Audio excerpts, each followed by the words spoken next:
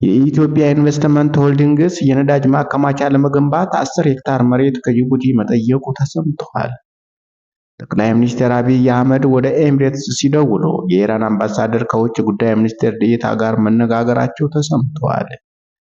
በኢራን የተሰነዘረው ጥቃት የኳታርን የቀዘቀዘ የተፈጥሮ ጋዝ የማምረት አቅም በ17 በመቶ ቀንሷል። ጥገናው እስከ 5 ዓመት ሊፈጅ እንደሚችልም እየተገለጸ ነው።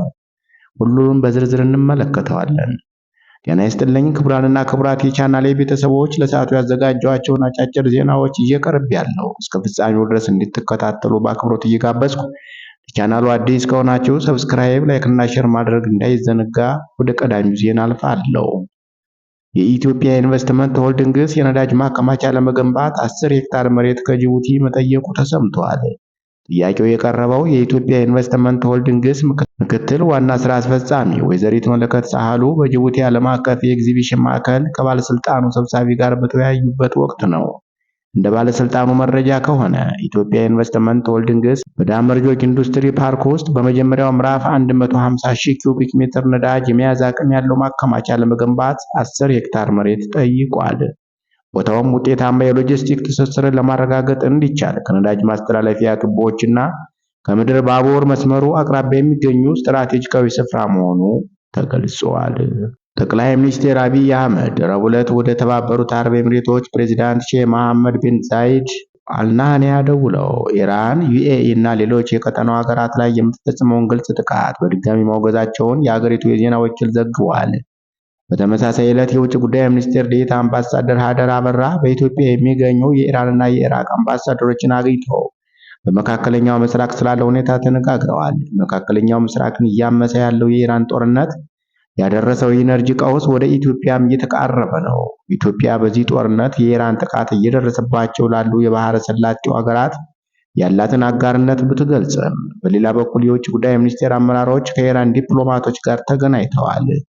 ባለፉት ሳምንታት ጠቅላይ ሚኒስትር አብይ ወደ ኳታርና ኩዌት ደውለው በመካከለኛው ምስራቅ ከተከሰተው ቀውስ አንጻር ለሀገሪቱ ያላቸውን አጋርነት የገለጹ ሲሆን ባለፈው ሳምንት ደግሞ ወደ ተባበሩት አረብ ኤሚሬቶች ተጉዘዋል። በሌላ በኩል የውጭ ጉዳይ ሚኒስቴር የመካከለኛው ምስራቅና እስያ ዋና ዳይሬክተር አምባሳደር ዶዋኖ ከድር የቀድሞው ጠቅላይ መሪ አያቶላህ አሊ ሐሚኒ መገደልን ተከትሎ በኢራን ኤምባሲ የተዘጋጀው ስነ ስርዓት ላይ ተገኝተው ለኢራን መንግስትና ሕዝብ ሐዘናቸውን ገልጸዋል።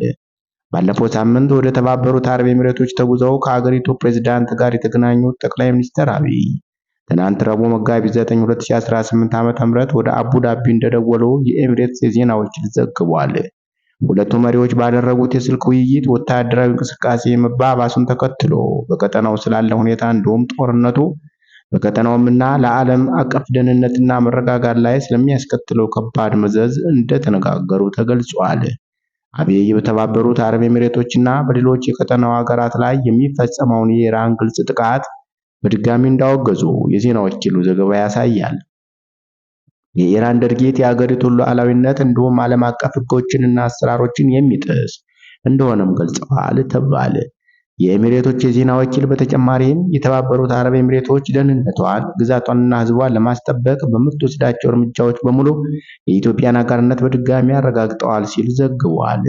ጠቅላይ ሚኒስትር አብይና ፕሬዝዳንት ቢን ዛይድ በመካከለኛው ምስራቅ የሚታየው የጦርነት መባባስ በአስቸኳይ መቆም እንዳለበት አጽንኦት ሰጥተዋል። በቀጠናው መፍትሄ ያላገኙ ጉዳዮችን ተጨማሪ ውጥረቶችና ቀውሶች በማያመጣ እንዲሁም ቀጠናዊ ደህንነትና መረጋጋትን በሚያስጠብቅ መልኩ በንግግርና ዲፕሎማሲ መፍታት እንዳለባቸውም ገልጸዋል።